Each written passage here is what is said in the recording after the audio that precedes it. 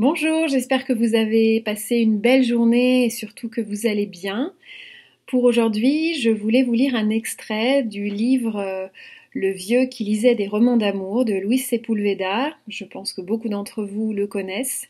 Luis Sepúlveda, c'est un auteur qui est décédé malheureusement cette semaine des suites du Covid. C'était un auteur chilien né en 1949.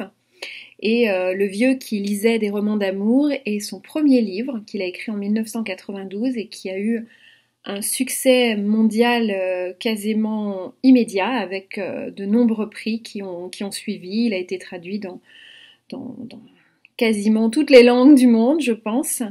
Et même s'il n'est pas poète, sa manière d'écrire s'apparente beaucoup à de la poésie. On peut dire que ses romans ressemblent plus à des contes. Il parle beaucoup de la nature, des animaux. C'est un grand défenseur de la nature et des animaux et de tout ce que l'homme peut faire subir à cette nature et à ces animaux. Donc ça reste aussi dans le thème de ce qu'on vit en ce moment. Voilà, donc le vieux qui lisait des romans d'amour. Je vous montre la pochette. Voilà, c'est tout petit à lire, c'est vraiment rapide, c'est très accessible. C'est, comme je vous le disais, c'est comme un conte, donc du coup, c'est vraiment très facile à lire. Et ses autres livres aussi, d'ailleurs. Vous pouvez même en trouver en version audio ou en version numérique. Donc voilà, même dans cette période, c'est possible de pouvoir vous le procurer. Donc pour vous dire, avant de vous lire l'extrait, que vous compreniez un petit peu si vous ne l'avez pas lu, ce livre parle de Antonio José Bolivar, je le dis à la française, qui donc est un vieux qui a vécu très longtemps avec les Indiens d'Amazonie, le peuple des Shuar. Je ne sais pas si ça se prononce comme ça, mais on va dire que oui. S-H-U-A-R-S, donc les Shuar.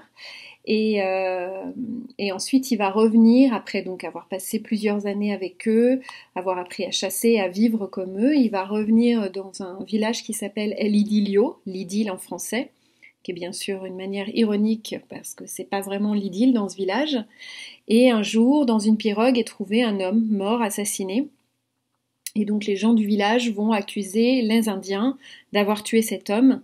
Lui qui a vécu avec eux sait que ce n'est pas eux parce qu'ils sont des grands, ils ont beaucoup de respect pour la vie, donc il n'aurait pas fait ça. Et il reconnaît la marque d'un félin et il va partir chasser ce félin avec toute une troupe d'hommes.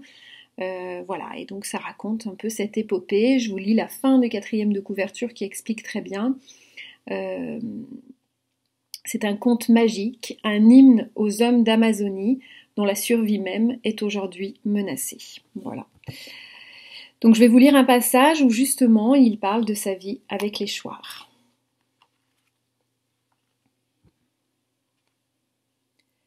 La vie dans la forêt avait trempé chaque centimètre de son corps. Il avait acquis des muscles de félin qui se durcirent avec les années. Sa connaissance de la forêt valait celle d'un Shuar. Il nageait aussi bien qu'un Shuar. Il savait suivre une piste comme un Shuar. Il était comme un Shuar, mais il n'était pas un Shuar. C'est pourquoi il devait s'absenter régulièrement. Il lui avait expliqué qu'il était bon qu'il ne soit pas vraiment l'un des leurs. Ils aimaient le voir, ils aimaient sa compagnie, mais ils voulaient aussi sentir son absence, la tristesse de ne pouvoir lui parler, et les battements joyeux de leur cœur quand ils le voyaient revenir. Pluie et soleil, les saisons se succédaient. Avec leur passage, il apprit les rites et les secrets de ce peuple. Il participait à l'hommage rendu quotidiennement aux têtes réduites des ennemis morts en guerriers valeureux, et entonnait avec ses hôtes les Anans, chants de remerciement pour le courage ainsi transmis, et prières pour une paix durable. J'espère que cet extrait vous aura plu et vous aura donné envie de lire ou de relire des romans, des contes-romans de Luis Sepúlveda. Euh, Petit détail que j'ai oublié de vous dire aussi par rapport au titre, hein, le vieux qui lisait des romans d'amour, c'est que notre héros adore lire des romans d'amour. Voilà, ça lui permet de s'évader de ce quotidien un peu difficile. Et peut-être qu'on en aurait bien besoin, nous aussi, en ce moment, de lire des romans d'amour. Et puis aussi, je voulais rendre hommage à tout le personnel soignant. La fin de l'extrait me fait penser à ça, à aussi toutes les personnes qui continuent de travailler, à toutes les prières qu'on envoie, les pensées, et voilà, leur dire qu'on était tout cœur avec eux. Et, euh, et je pense aussi à tous les malades et à toute leur famille, hein, qui ne peuvent pas être auprès d'eux.